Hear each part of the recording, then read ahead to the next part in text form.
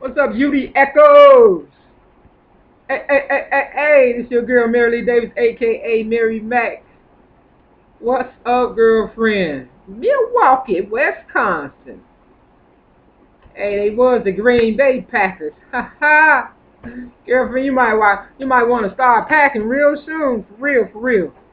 I still got this picture of you. You see that? You and your brother, right? On the back it say, to Mary Davis, year 1983. Keep your chin up. Now, I don't know what you meant by that, but what I do know is this. Yeah, it's been some time, baby. I came down there to see you in 2011. Yeah, sure did. Left you on May 23rd, I believe it was, or May 20. Yeah, May 23rd. I left. Yeah, I found Willow Glen Academy. Did that touchdown right when I first got there. I had forgot where it was, so I asked the person, at this little agency down there to give me the address, and of course it was the wrong one. Come to find out before I left, though, I found what I was looking for. I even stopped in front of your building reminiscing and found the place that the lady gave me the address to, too. You feel me? Because, that's how the spirit moves with me, for real. You can't hide from me. They changed the name, but the building is same. And you know how I got down. I was skating all the way, baby. For real. I want to be free, Miss Eccles. Will you please tell these people who I am for real, for real? Because I don't think they really know yet. They're going to find out, though. I had a crush on you. Well, I was 13 at the time. Ooh, you was the finest thing walking. I was like, whoa, who made this feline? Straight up. Yeah, but your two boyfriends at the time, John and Francis. Yeah, John Davis and Francis. He used to try to teach me a little karate. They thought they were some players. Ooh wee! They couldn't stand the fact that I love me some Judy Eccles. But I'm glad you never fell for me because that would have been wrong. You understand what I'm saying? But it was this lady named Brenda that worked there. She and I kind of did a little kissing and shit. That was wrong. For real, for real. But do me a favor if you see her, tell her to do her laundry. I don't mean to hurt nobody's feelings or anything. But I gotta tell my story. For real. For future references. Dead or alive is what I told him. You hear me? I've been doing okay, Miss Eccles. For real, for real. I've been doing okay. I've kept my chin up, so to speak.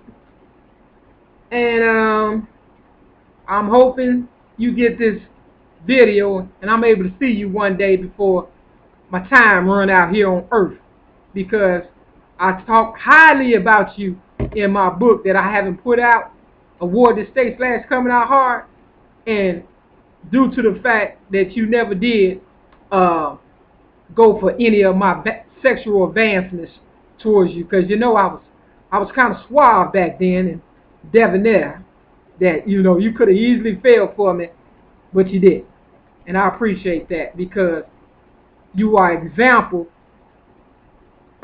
in my life, for real, that I would never, ever, ever forget.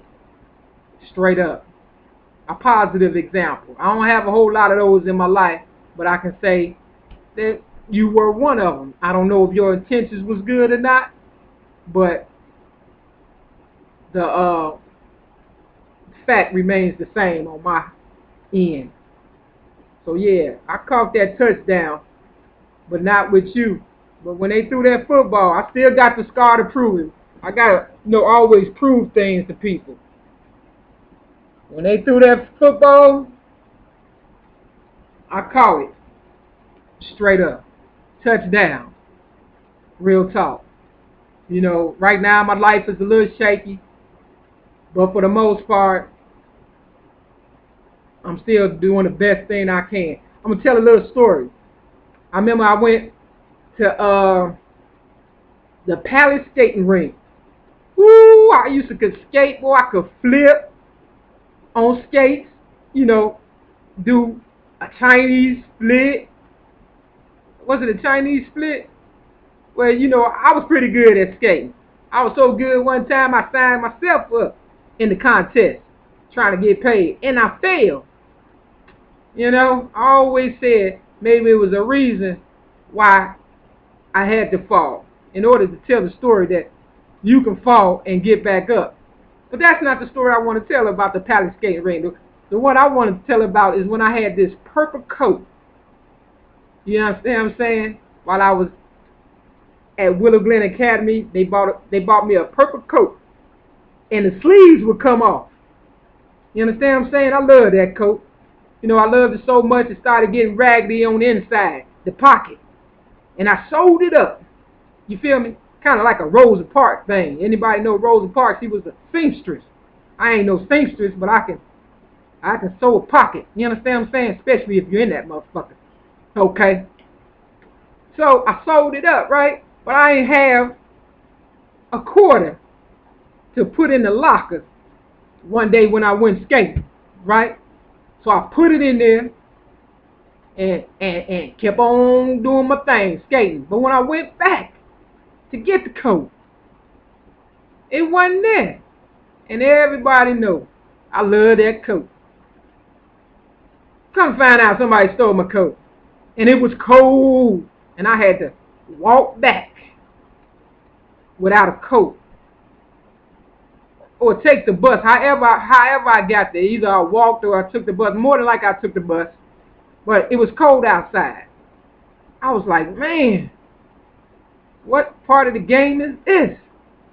So I went back to Willow Glen Academy. You know, I gotta say this. I wasn't familiar with Milwaukee, Wisconsin, but when we went on these trips, I'm talking to you viewer now, the one that's listening. We used to go on these little outings and stuff in a van or whatever, and sometimes we'll go skating, bowling, to the show or whatever and stuff. Now, you know, we went skating a couple of times, and within them couple of times, I remember how to get there, right? Did nobody tell me? I just kind of knew how to get there, right? Kind of like, you know, what I do now, today. I just kind of find my way and stuff. You understand what I'm saying? The Spirit of God. That's what it is in me. And, you know, I snuck out the place I was staying at, Willow Glen Academy, on Highland Boulevard in Milwaukee, Wisconsin.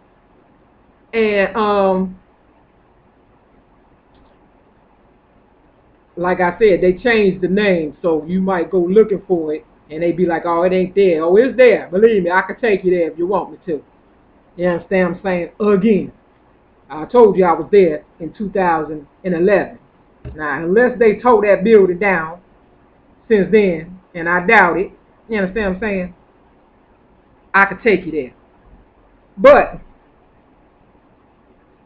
you know,